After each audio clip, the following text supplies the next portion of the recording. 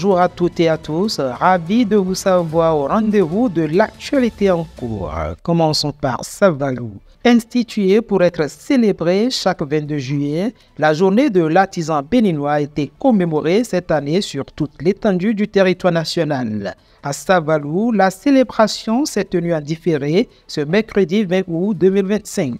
Dans une atmosphère festive et fraternelle, le collectif communal des artisans, en partenariat avec la Confédération nationale des artisans professionnels, a rassemblé les acteurs du secteur pour une séance de réflexion commune. Restons toujours dans le département des Collines pour évoquer le drame survenu à Glazoué. À travers un communiqué en date de 20 août 2025, le Haut Conseil des Nigériens au Bénin a salué la solidarité exemplaire du gouvernement béninois suite au tragique accident survenu dans la nuit du 17 août à hauteur de Tio. Le même communiqué présente le bilan comme suit. 9 rescapés pris en charge à l'hôpital de zone de Savet. Plus d'une trentaine de corps retrouvés et inhumés au cimetière de Savet mardi 19 août 2025 dans le strict respect de la tradition musulmane. Un corps d'un ressortissant togolais remis à sa famille et rapatrié au Togo tandis que d'autres passagers restent portés disparus. Les recherches sont toujours en cours. Toujours sur le même sujet, dans un élan de solidarité et de compassion, le roi de Savalou, Sa Majesté Dada Kanfong Bagidi XV, a exprimé son regret face à ce drame, source de peine nationale. Dans son adresse, le souverain a exhorté les autorités compétentes à renforcer les mesures de sécurité routière, notamment en régulant strictement la vitesse des bus de transport en commun sur nos axes inter-États afin que de tels drames ne viennent plus endeuiller nos familles. Politique à présent. Qu'est-ce qui peut justifier l'accalmie dans l'arène politique béninoise à quelques mois des échéances électorales? Peur ou stratégie politique? Dans une analyse exclusive accordée à Soha TV, Dr Eugène Alosoupo, analyste politique, répond à la question. Cette accalmie politique que nous constatons est surprenante. Mais je dois vous dire que c'est la résultante des réformes que nous avons adoptées au Bénin depuis 2017. Vous savez, le Bénin a pris l'option des grands regroupements politiques. Ces regroupements, juste pour mettre fin à une pluralité de partis politiques sans grandes assises.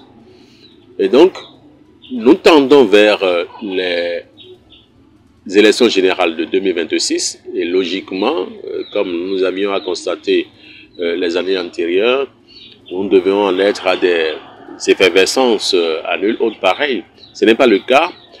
C'est dû au fait que, d'abord, les blocs politiques doivent procéder à la désignation de leurs candidats, c'est ce qui devait être fait, ou se voir dans un consensus de désignation de leur parti politique. Donc, c'est vrai que les élections, les législatives et les communales, c'est vers les 10 janvier, la présidentielle vers le avril, le premier tour. Et donc, les partis politiques, nous ne les voyons pas en mouvement de l'extérieur, mais de l'intérieur, ces partis doivent être en train de prendre les mesures utiles à se faire représenter au Parlement dans les collectivités locales et pourquoi pas prendre le pouvoir d'État. Vous savez, les partis doivent enregistrer les candidatures, imaginez autant de candidatures pour les élections communales et municipales, 109 candidatures titulaires et suppléants pour chaque parti politique. Ce n'est pas chose aisée puisque ceux qui sont députés veulent se maintenir en position. Ceux qui ne le sont pas encore veulent aller au Parlement. Et donc, c'est une confrontation d'ambition et de motivation politique que les chefs de parti auront le temps de gérer à bien. Dans tous les cas, il y aura des mécontentements qui vont se manifester par des démissions fracassantes, puisque telle ou telle personne qui aspirait à être candidate n'a pas pu avoir la place et le soutien du chef de parti ou des groupes qui pouvaient l'amener à ce niveau-là.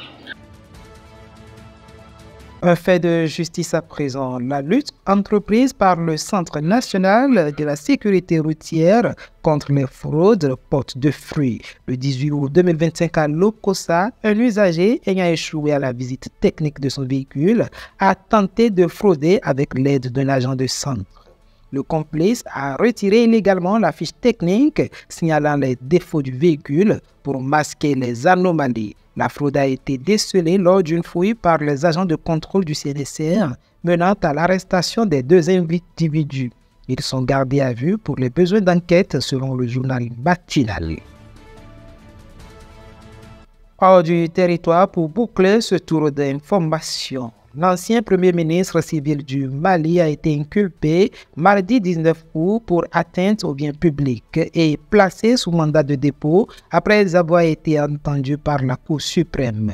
Nommé premier ministre en 2021 par la junte dirigée par le général Assimi Goïta, il avait été limogé fin 2024 après avoir émis des critiques contre celle-ci. L'ancien premier ministre, en garde à vue depuis une semaine, a été écroué au terme d'une audition devant la chambre d'institution de la Cour suprême. Aucune date n'a été fixée pour son procès.